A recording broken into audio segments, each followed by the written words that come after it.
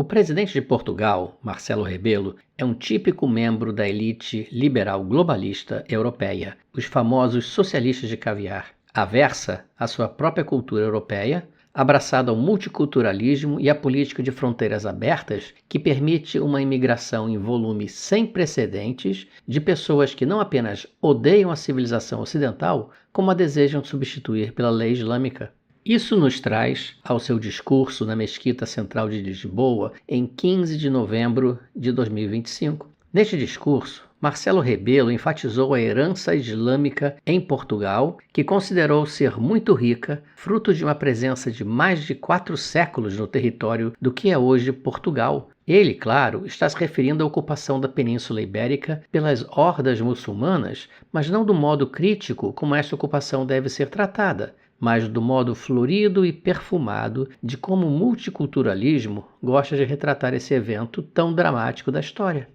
Como foi a ocupação muçulmana da Península Ibérica, Portugal incluído?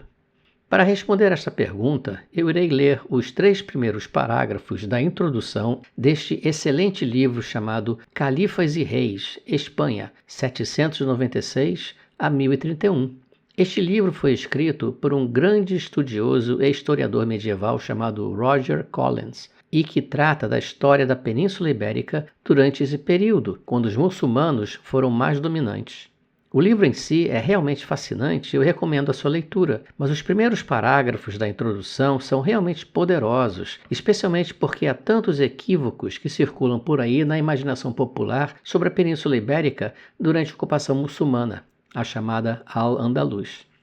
Nos últimos anos, mencionar o período omíada da história espanhola em conversas casuais com amigos, colegas e completos desconhecidos frequentemente levanta a questão de saber se essa foi realmente aquela era de ouro da tolerância em que membros das 3 religiões abraâmicas, judaísmo, cristianismo e islamismo, coexistiram em harmonia e respeito mútuo. A essa pergunta só pode haver uma resposta rápida, e essa resposta é totalmente negativa. Se for necessária uma resposta mais completa ou mais sutil, então isso envolveria dizer que, se houvesse alguma verdade em tal noção, então ela se aplicava apenas por um período muito limitado de 40 anos ou menos, em meados do século X, em apenas um local, a cidade de Córdoba, e envolvendo um setor muito pequeno da sociedade, a elite intelectual ligada à corte do califa. Além desses limites cronológicos, geográficos e sociais,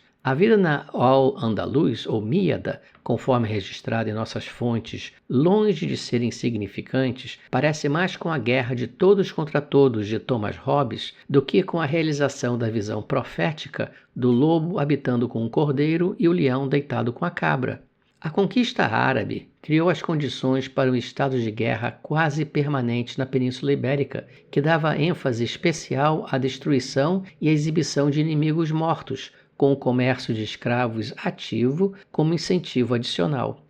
Isso continuou durante todo o período coberto neste livro e superou qualquer coisa encontrada em outros lugares da Europa Ocidental nesses séculos em escala e intensidade.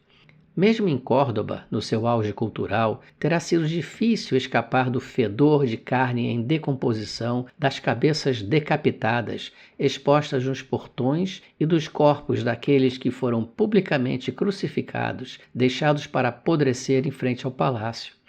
Não é fácil dizer por que essa imagem idealizada de uma era de tolerância mútua ganhou tanta força na imaginação popular, tanto nos Estados Unidos quanto em toda a Europa.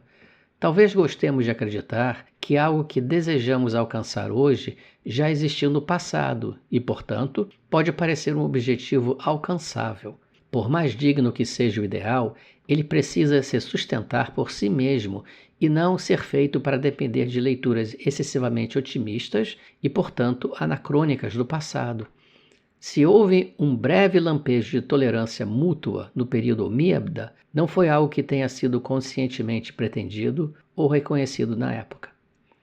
Ou seja, a ocupação muçulmana de Portugal e Espanha não foi o paraíso que os multiculturalistas tentam esculpir, mas sim uma síntese do inferno criado pelos frutos do multiculturalismo que se tornam cada vez mais visíveis em diversos países da Europa Ocidental. Um outro livro muito bom sobre o assunto é O Mito do Paraíso Andaluz, escrito pelo historiador Dário Fernandes Moreira, disponível em espanhol e inglês.